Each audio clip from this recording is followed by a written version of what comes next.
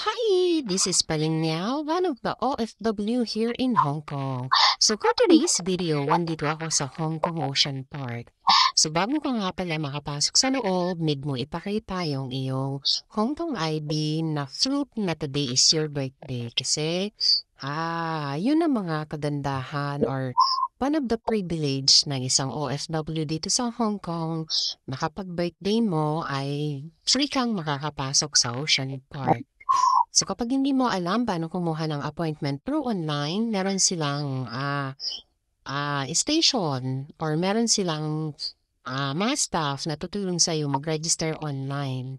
Dito ka lang pupunta sa site na to, dyan, then tutulungan ka na nung mga staff dyan na mag-register online. Ibibigay mo lang yung Hong Kong ID.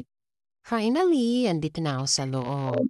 So dahil this is my first time na pumunta dito sa Hong Kong Ocean Park dahil sa tagal ko na rin dito sa Hong Kong, ngayon lang talaga ako nagkaroon ng chance dahil sinabi nga ni ma'am na mag-off ako and then enjoy your day. So nag-decide na ako pumunta dito sa Hong Kong Ocean Park and then ito-try ko na din yung mga ibang rides kahit takot ako sa heights at saka sobrang mahihiluin ako. Sa bus nga lang nahihilo na ako eh.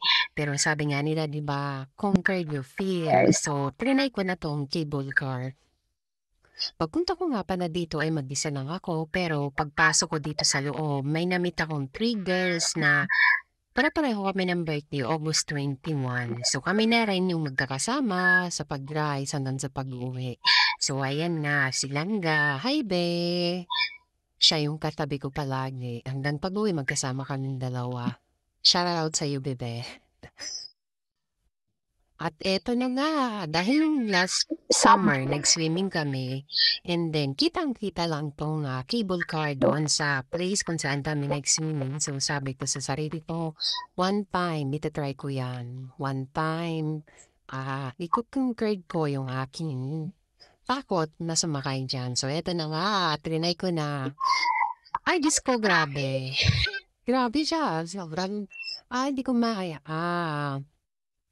Hindi ko maipaliwanag yung aking nararamdaman dito sa una kasi galing doon sa kabilang dulo, itatawid kayo sa kabilang dulo. Parang, ay tatawid doon ng dagat, island to island. Pag-akyat dito sa taas, ayun na nga nanginginig na yung aking katawan dahil nasa puktok na kami.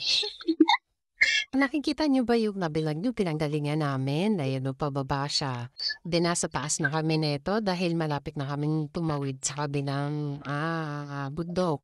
Island to island. Ang baba nito is dagat at saka gubat. Ayan, no.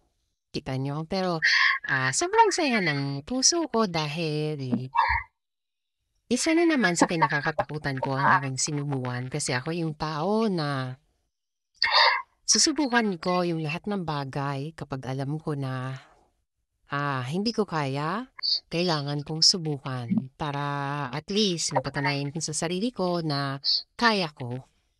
So ito, at nasa tuktok na kami neto ng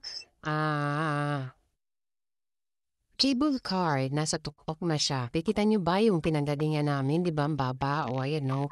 So, tirik na to. Nasa iba na kami nito. Ang baba is dagat at saka gubat. At sa kabila kami dahil dito sa kabila ay mas maraming mga rides. And then manunood daw kami ng dolphin show. Kaya pumunta kami dito. Tatlo kami nasa loob nito, si Langga, tsaka yan si Didesa. Sobrang init, marang chill-chill lang ako. Napakapit na ako kasi nga, nasa takpak sa kami neto. Diyos ko, wala na akong ibang masabi kundi mama, mo. O, diba? Kikita niyo yung view ng Hong Kong. Napakapit na lang ako kasi takot na talaga ako, grabe. Sabi nila yung dalawa, okay lang yan, be. Try mo lahat ng rides dito. Mamaya sasamahan ka namin para matry mo. Diba? Napapakapit ako kasi natatakot na ako dahil tok na tok. Kita niyo ba pinanggalingan namin, no? Sobrang ang liit dahil nga ang taas sa tawid na kami neto sa kabilang bundok. Diyos ko, what an experience is this? Sorry. Oo, siyempre dahil nga gusto kong subukan. So, sabi nga, "Show must go on, then learn." Parang mawawala din yung takot mo kasi yung mga kasama mo i-che-cheer up ka nila na, "Okey lang yan be, try mo lahat." Kasi nandito ka na rin naman. So, 'di ba nakikita niyo ayan yung pupuntahan namin doon kami pupunta sa may parang roller coaster na yung kulay orange dun kami papunta sa kabilang bundok kasi nga island to island yung aming, pupuntahan. Yung entrance is nasa kabilang, bundok ta's din yung dulo naman ay meron din may mga ibang ano din siyang, shoes, amenities 'yan. Dito sa taas ay kitang-kita yung, view ng Hong Kong. Ayan 'no, 'di ba apakaganda, dagat din, bundok. Parang nung habang nandito ako sa taas, pinagdadasal ko na lang kay Lord na huwag kami mapahamak siyempre. So, thank you Lord dahil ito na ata yung birthday ko na kahit hindi ko kasama yung pamilya ko at birthday ko dito sa abroad na masasabi kong pinakamasaya. Kasi bago ako pumunta dito sa Ocean Park, nakapag-photoshoot na din ako sa aking 38th birthday na pangarap ko lang nung bata ako. So, ito yung pinakamasayang birthday ko. Thank you, Lord.